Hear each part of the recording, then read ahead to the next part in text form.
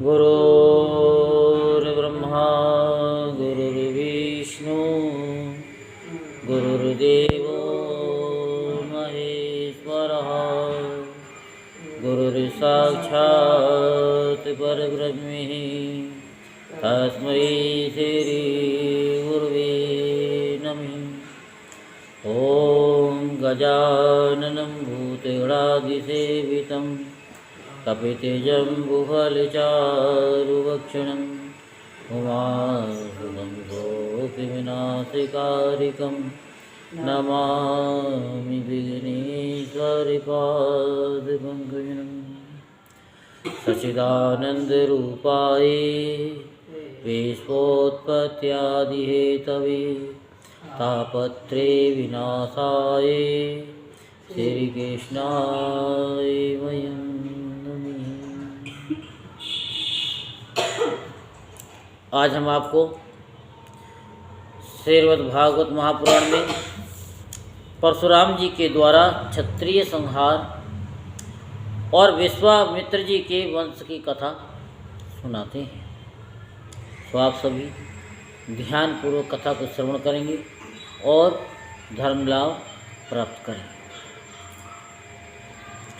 श्री सुखदेव जी कहते हैं, परीक्षित, अपने पिता की ये शिक्षा भगवान परशुराम जी ने जो आज्ञा कह करके स्वीकार की, इसके बाद वे 1 वर्ष तक तीर्थ यात्रा करके अपने आश्रम पर लौट आए। समझ में आई कि नहीं आई? परशुराम जी ने सहस्त्र अर्जुन का क्या किया था? वध किया। तो एक दिन की बात है, परशुराम जी की माता रेणुका गंगा तट पर गई हुई थी। वहाँ उन्होंने देखा कि गंधर्वराज चित्ररथ कमलों की माला पहने अप्सराओं के साथ विहार कर रहा है। वे जल लाने के लिए नदी तट पर गई थीं, परंतु वहाँ जल क्रीड़ा करते हुए गंधर्व को देखने लगी और पतिदेव के हवन का समय हो गया है, इस बात को भूल गई। उनका मन कुछ कुछ चित्ररथ की ओर खिंच भी गया था। हवन का समय बीत गया, ये जानकर वे महर्षि जमदग्नि के शाप से भयभीत हो गई और तुरंत वहाँ से आश्रम पर चली आई। वहाँ जल का कलश महर्षि के सामने रखकर हाथ जोड़ खड़ी हो गई। जमदग्नि मुनि ने अपनी पत्नी का मानसिक व्यभिचार जान लिया और क्रोध करके कहा, मेरे पुत्रों, इस पापनी को मार डालो। परंतु उनके किसी भी पुत्र ने उनकी वह आज्ञा स्वीकार नहीं की। इसके बाद पिता की आज्ञा से परशुराम जी ने माता के साथ सब भाइयों को भी मार डाला। इसका कारण था कि वे अपने पिता के योग और तपस्या का प्रभाव भली भांति जानती थी। परशुराम जी के इस काम से सत्यवती नंदन महर्षि जमदग्नि बहुत ही प्रसन्न हुए और कहा कि बेटा, तुम्हारी जो इच्छा हो वर मांग लो। परशुराम जी ने कहा, पिताजी, मेरी माता और सब भाइयों को जीवित कर दो, यानी जीवित हो जाए, तथा उन्हें इस बात की याद ना रहे कि मैंने उनको मारा है। परशुराम जी के इस प्रकार कहते ही जैसे कोई सोकर उठे, सब के सब अनायास ही सकुशल उठ बैठे। परशुराम जी ने अपने पिताजी का तपोबल जानकर ही तो अपने सुहृदों का वध किया था। परीक्षित, सहस्त्रबाहु अर्जुन के जो लड़के परशुराम जी से हार कर भाग गए थे, उन्हें अपने पिता के वध की याद निरंतर बनी रहती थी।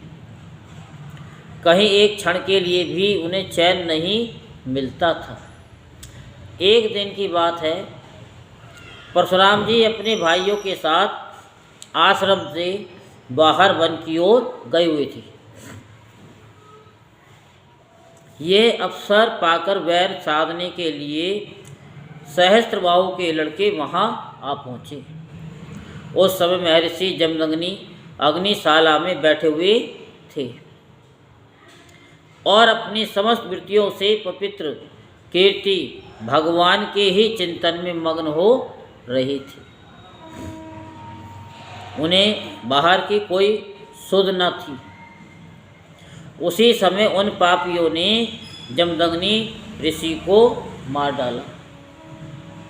उन्होंने पहले से ही ऐसा पाप पूर्ण निश्चय कर रखा था।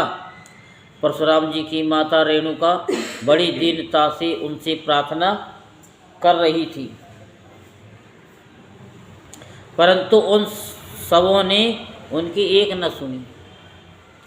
वे बलपूर्वक महर्षि जमदग्नि का सिर काट करके ले गई।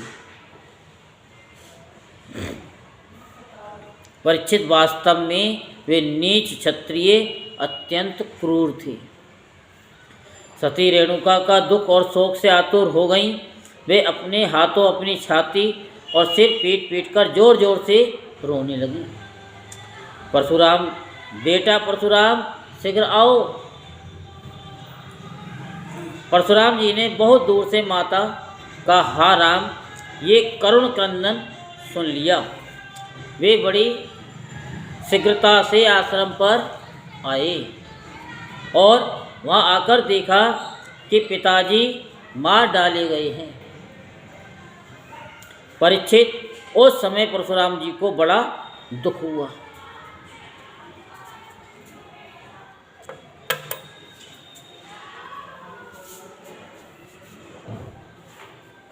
साथ ही क्रोध,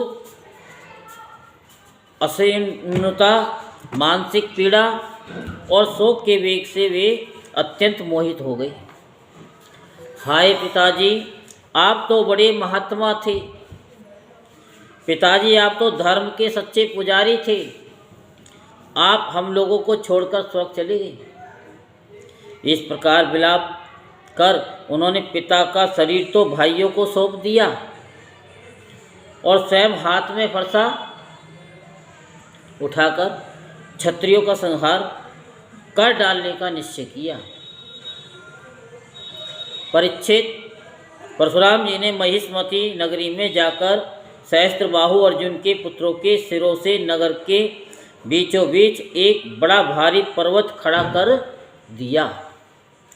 उस नगर की शोभा तो उन ब्रह्मघाती नीच क्षत्रियों के कारण ही नष्ट हो चुकी थी। उनके रक्त से एक बड़ी भयंकर नदी बह निकली, जिसे देखकर ब्राह्मण द्रोहियों का हृदय भय से कांप उठता था। भगवान ने देखा कि वर्तमान क्षत्रिय अत्याचारी हो गए हैं, इसलिए राजन उन्होंने अपने पिता के वध को निमित्त बनाकर 21 बार पृथ्वी को क्षत्रियहीन कर दिया और कुरुक्षेत्र के समंत पंचक में ऐसे ऐसे 5 तालाब बना दिए जो रक्त के जल से भरे हुए थे। परशुराम जी ने अपने पिताजी का सिर लाकर उनके धड़ से जोड़ दिया और यज्ञों द्वारा सर्वदेव में आत्म स्वरूप भगवान का यजन किया। यज्ञों में उन्होंने पूर्व दिशा होता को, दक्षिण दिशा ब्रह्मा को, पश्चिम दिशा अधर्वैयों को और उत्तर दिशा सामगान करने वाले उद्गाता को दे दी। इसी प्रकार अग्निकोण आदि विदिशाएं ऋतुजों को भी दी, कश्यप जी को मध्य भूमि दी, उपद्रष्टा को आर्यावर्त दिया तथा दूसरे सदस्यों को अन्य अन्य दिशाएं प्रदान कर दी। इसके बाद यज्ञांत स्नान करके वे समस्त पापों से मुक्त हो गए और ब्रह्म नदी सरस्वती के तट पर मेघ रहित सूर्य के समान शोभायमान हुए। महर्षि जमदग्नि को स्मृति रूप संकल्प में शरीर की प्राप्ति हो गई। परशुराम जी से सम्मानित होकर वे सप्त ऋषियों के मंडल में 7वें ऋषि हो गए। परीक्षित, कमल लोचन जमदग्नि नंदन भगवान परशुराम आगामी मनवंतर में सप्त ऋषियों के मंडल में रहकर वेदों का विस्तार करेंगे। वे आज भी किसी को किसी प्रकार का दंड न देते हुए शांत चित्त से महेंद्र पर्वत पर निवास करते हैं। वहाँ सिद्ध गंधर्व और चारण उनके चरित्र का मधुर स्वर से गान करते रहते हैं। सर्वशक्तिमान विश्वात्मा भगवान श्री हरि ने इस प्रकार भृगुवंशियों में अवतार ग्रहण करके पृथ्वी के भारभूत राजाओं का वह बहुत बार वध कर दिया, यानी वध किया। महाराज गादी के पुत्र हुए प्रज्वलित अग्नि के समान परम तेजस्वी विश्वामित्र जी, इन्होंने अपने तपोबल से क्षत्रिय का त्याग करके ब्रह्म तेज प्राप्त कर लिया। परीक्षित, विश्वामित्र जी के 100 पुत्र थे। उनमें बिचले पुत्र का नाम था मधुच्छंदा, इसलिए सभी पुत्र मधुच्छंदा के नाम से ही विख्यात हुए। विश्वामित्र जी ने भृगुवंशी अजी गर्त के पुत्र अपने भांजे सुनेशेप को, जिसका एक नाम देवरात भी था, पुत्र रूप में स्वीकार कर लिया और अपने पुत्रों से कहा कि तुम लोग इसे अपना बड़ा भाई मानो। ये वही प्रसिद्ध भृगुवंशी सुनेशेप था जो हरिश्चंद्र के यज्ञ में यज्ञ पशु के रूप में मोल लेकर लाया गया था। विश्वामित्र जी ने प्रजापति वरुण आदि देवताओं की स्तुति करके उसे पाशबंधन से छुड़ा लिया था। देवताओं के यज्ञ में यही सुनेशेप देवताओं द्वारा विश्वामित्र जी को दिया गया था।